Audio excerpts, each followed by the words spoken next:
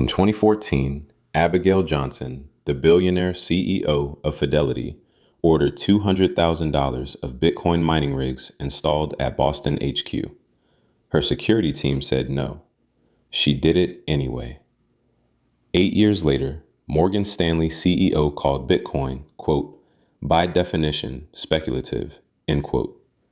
April 8th this year, Morgan Stanley launched its own Bitcoin ETF and pulled $100 million in 6 trading days, the strongest ETF launch in the firm's history.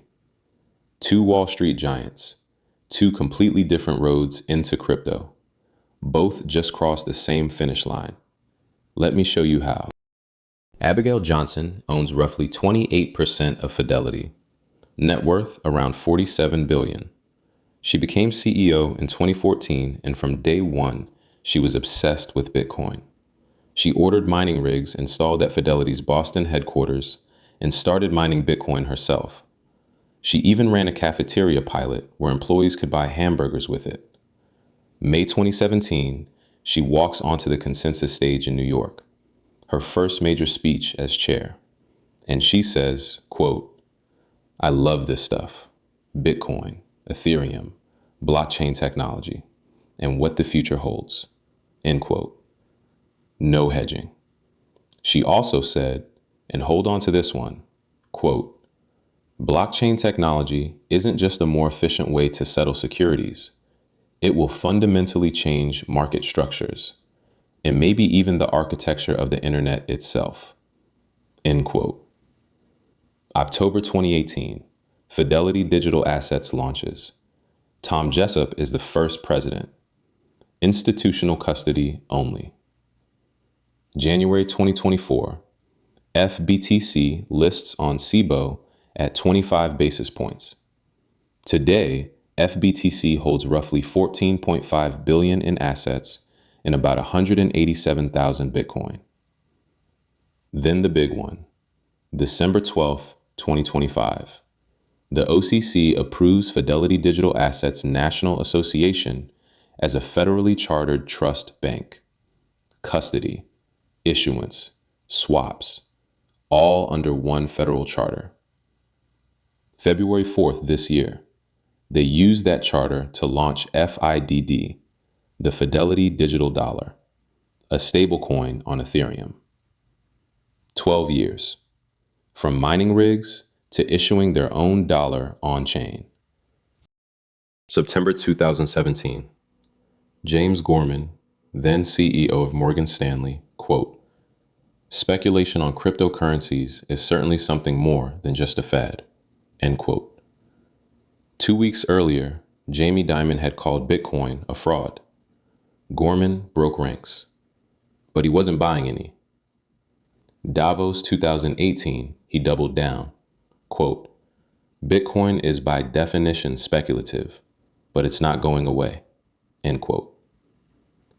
February 2020, Morgan Stanley drops $13 billion on E-Trade, biggest bank deal since 2008.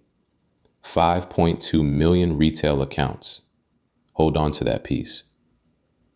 March 2021, Morgan Stanley becomes the first major U.S. bank to let wealth clients access Bitcoin funds, $2 million minimum. August 2024, Jed Finn, head of wealth management, approves all 15,000 Morgan Stanley advisors to pitch spot Bitcoin ETFs. The 2 approved, IBIT from BlackRock and FBTC from Fidelity. Yeah, Morgan Stanley was routing client demand through Fidelity's product. Q1 2025, they disclosed $1.24 billion in spot Bitcoin ETF exposure. January 2026, they file S1s for spot Bitcoin, Ethereum, and Solana. February, OCC application for Morgan Stanley Digital Trust, their own federal crypto bank.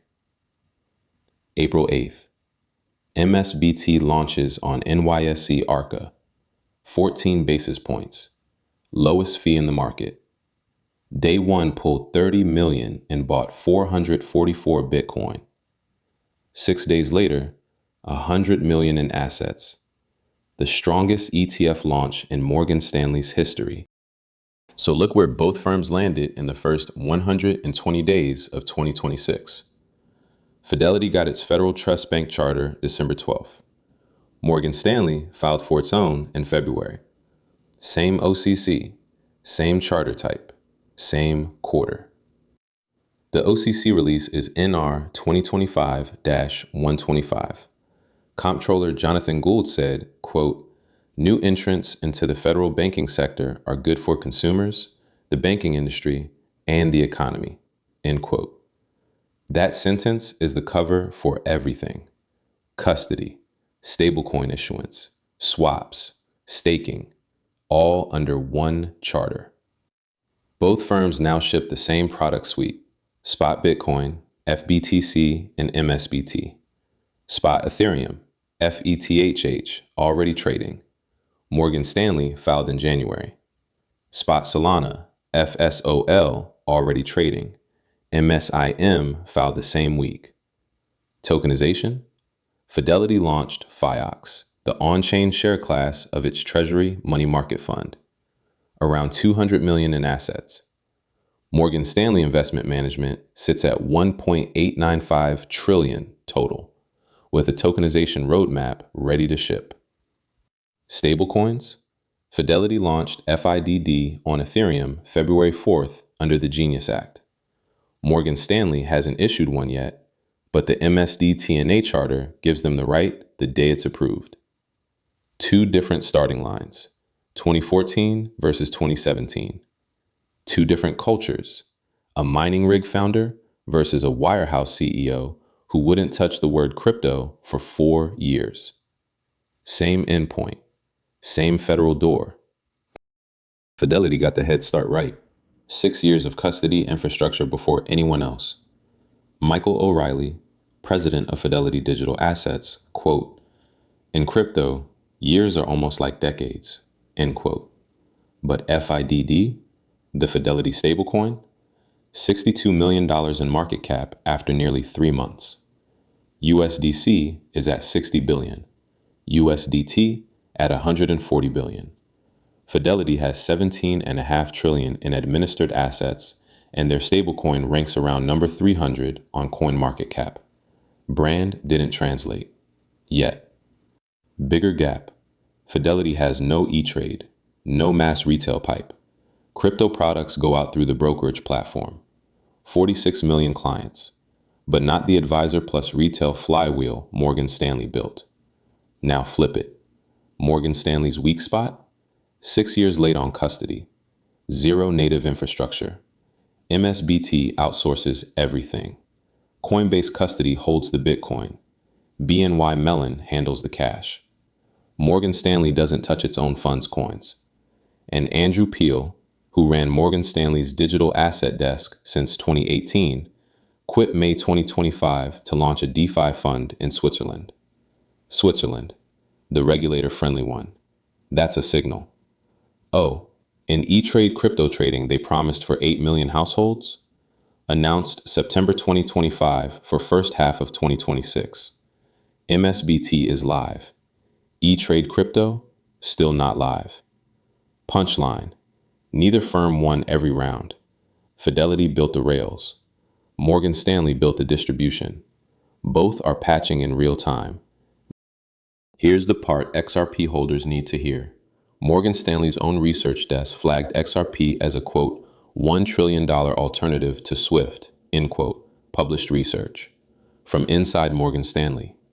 Yet neither firm has filed a spot XRP ETF. Bitwise did, Franklin did, Grayscale, Canary, 21 shares, Rex Osprey, 6 firms beat them.